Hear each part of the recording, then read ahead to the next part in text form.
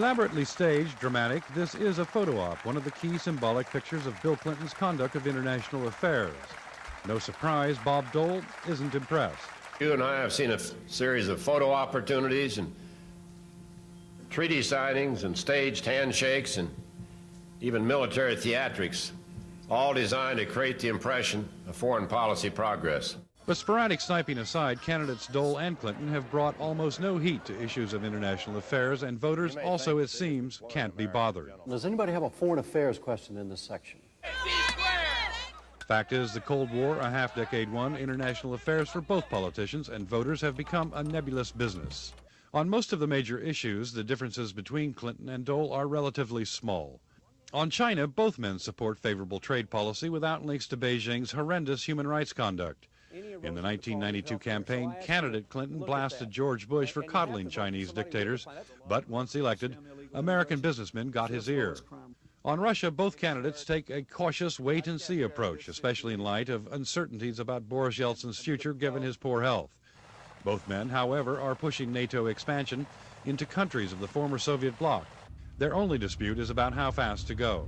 By 1999, NATO's 50th anniversary, and 10 years after the fall of the Berlin Wall, the first group of countries we invite to join should be full-fledged members of NATO.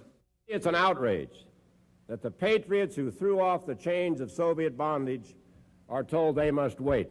The Middle East, both men are strong supporters of Israel. Dole is perhaps more attuned to Israel's new hardline course under Prime Minister Benjamin Netanyahu, who recently sparked a bloody confrontation with Palestinians in Jerusalem. Clinton called Netanyahu and PLO leader Yasser Arafat to Washington to cool off, but so far hasn't succeeded in moving the Israeli-PLO talks forward. I felt that if I could just get the parties together to say, let's stop the violence, start talking, commit to the negotiations, that'd be a plus. Frankly, it may be unclear to some what the president expected out of such a meeting. And some have suggested that I've seen that it may have had his mind on November 5th. The two men have had their greatest differences over Bosnia.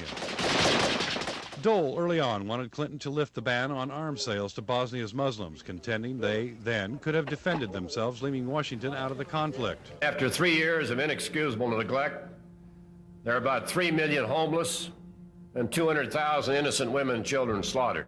The president hails the Dayton Peace Accord and U.S. troop involvement as a major success. He doesn't talk about the apparent need to keep U.S. soldiers in Bosnia indefinitely, even though he promised they would all be home by the first of the year. The war is over, elections have been held.